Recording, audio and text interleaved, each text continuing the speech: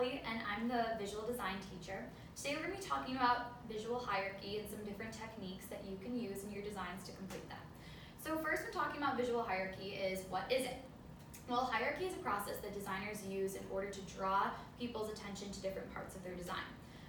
There's a difference between visual and verbal hierarchy that we're going to talk about in the lesson today, but both of these different processes come from user-centric design. User-centric design starts with research, proceeds to conceptualize what exactly you want to do, then proceed to the design process where then you develop it and eventually test it with users. So from this user-centric point of design, we think about who exactly we're designing for and how we're going to do that. We have to keep business goals in mind, user needs in mind, as well as what we designers are trying to accomplish. So, how do we actually achieve hierarchy? Here are some of the techniques that we're going to use.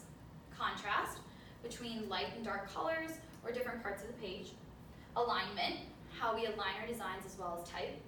Repetition, is it useful to repeat certain words on a page, repeat certain designs, and draw people's attention there. Proximity, how exactly close you want important pieces of your design to be. White space. This is one of the most important concepts in visual hierarchy as well as design in general. White space is a great tool in order to break up your page and actually draw users' attention to certain parts, just using blank white space. Texture and style are also very, very helpful tools and techniques of hierarchy, but the two that we're really going to focus on are size and color. So, typographic hierarchy is when you are actually using font in your design, so something like digital publications, or if you're using UX writing in different interface designs. How are you going to draw the user's attention? So there's actually 3 levels of typographic hierarchy. First level is usually what we like to call level 1, or the heading.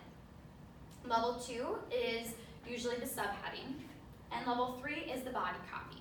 As you can see here, I've kind of outlined an example template of what exactly your page might look like if you were to use these 3 levels of typographic hierarchy. With this, we can see changes in size, as well as changes, hopefully, of color when you actually go to put it into your design. Whether you want to use different colors such as like black, switch off with different colors below, or make the body copy different colors, all to draw the viewer's attention to certain things that you as a designer want them to walk away with. Lastly, from typographic hierarchy, we can also use reading patterns. Reading patterns are different ways that a viewer will look at the page and how they will read it in order to understand what you are trying to get across. So here we have a Z pattern. I tried to draw out an example template of a website that we all might be familiar with, which is Facebook. So Facebook actually, their home page or their landing page of their website uses the Z pattern. The user's eye starts here. You see the logo. You proceed to be drawn over this way to email and password, and then to the diagram that they have on their homepage, and then to where you will put in your name, email, username, and password, eventually to sign up. This is a really great way, the Z pattern, to use people's attention to not only draw them to if they have an existing account, but to the company and how to create a new account as well. The F pattern is another type of reading pattern which a lot of different blogs or online publications use. So as we can see, I tried to draw New York Times.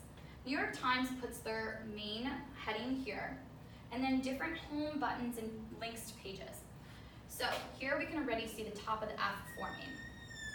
Then how it structures its different blogs and clicks is each in a separate line of its own. And the reader reads it like an F. So these are some specific reading patterns, but there's also different reading patterns that designers use. All in all, this is just a brief lesson on visual hierarchy and how you as a designer can draw the user's attention to things that you and the business model want them to walk away with. Thank you for listening, and I'm open to questions if anyone has them.